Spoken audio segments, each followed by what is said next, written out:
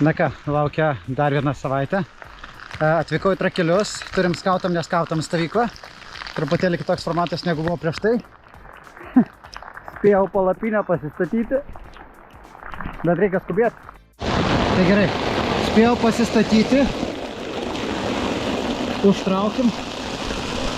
Spėjau pasistatyti, daug triukšmo, bet taip džiaugiuosi.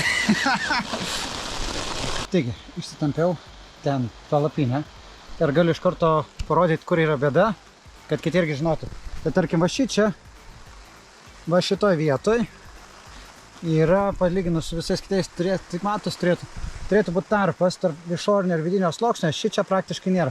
Tai reiškia, man šičia reikės geriau įtempti, nes va šitoj vietoj, matos, keičiasi viškiukas, šitoj vietoj tai liesis. Arba man reikia šičia kažką įdėti, kad viršutinis sluoksnis nesiliestų su apatiniu. Arba dar geriau reikia tempti palapinę.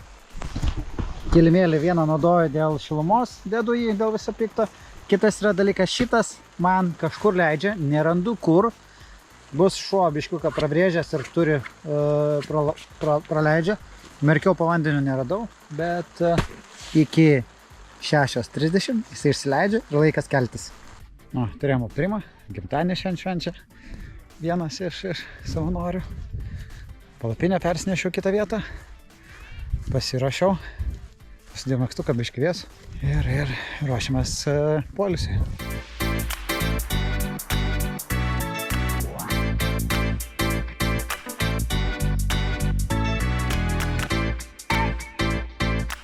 Atsigėrėm kavos. Papusryčiavom. Uniforma užsidėta. O dabar lauksim atvykstančių visų vaikų.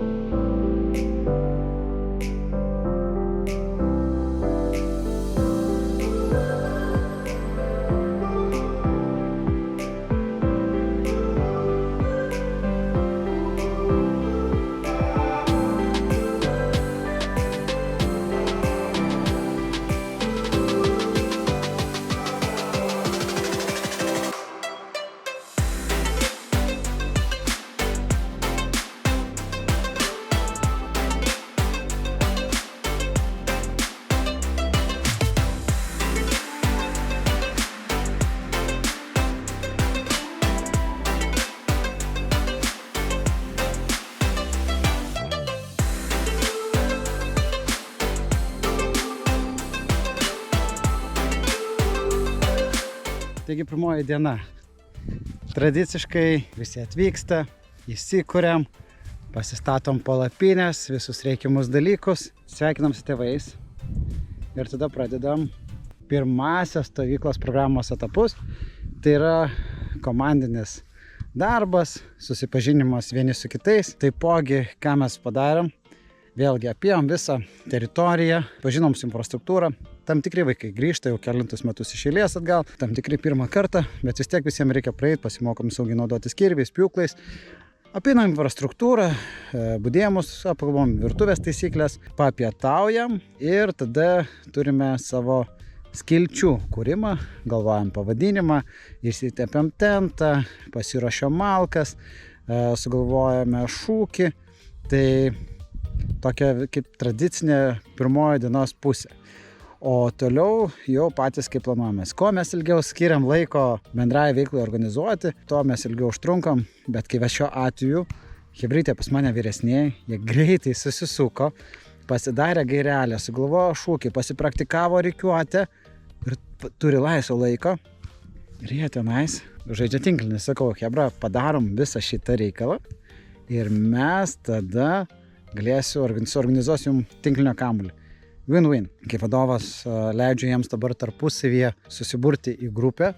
Didžioji dalis vienyje tinklinis, tai jie dabar užsiema.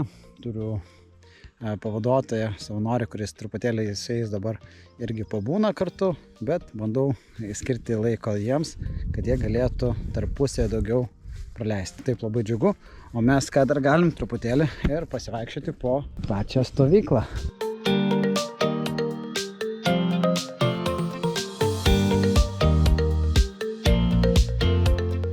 Visi skūrinėje darosi, tai labai smagu, kas darosi indam susidėti, kas žaidžia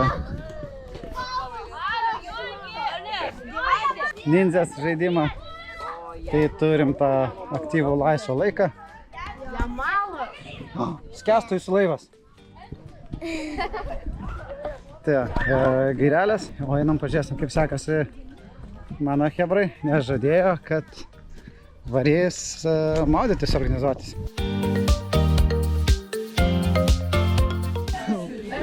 Tam stojam, šuoliukai, 1, 2, 3, o dabar tarsi malūnai.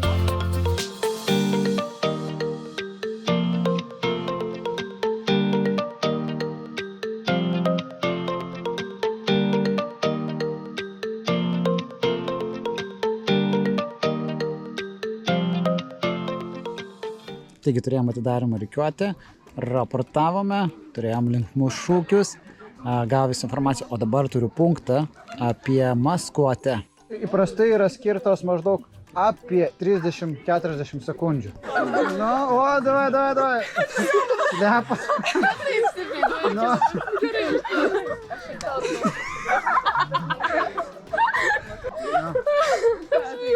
Nebijok, būk drąsi. Gerai.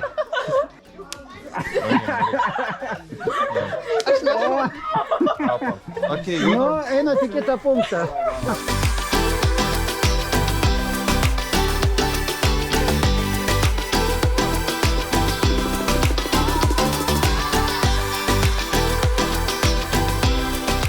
Nu va, linksmoji dalis baigėsi, einam veidą plauti.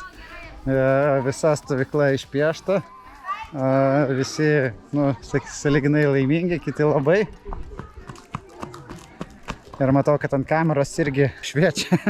O, taigi, veidai išpiešti, visa stovykla papuošta, einam praustis, buvo labai linksma.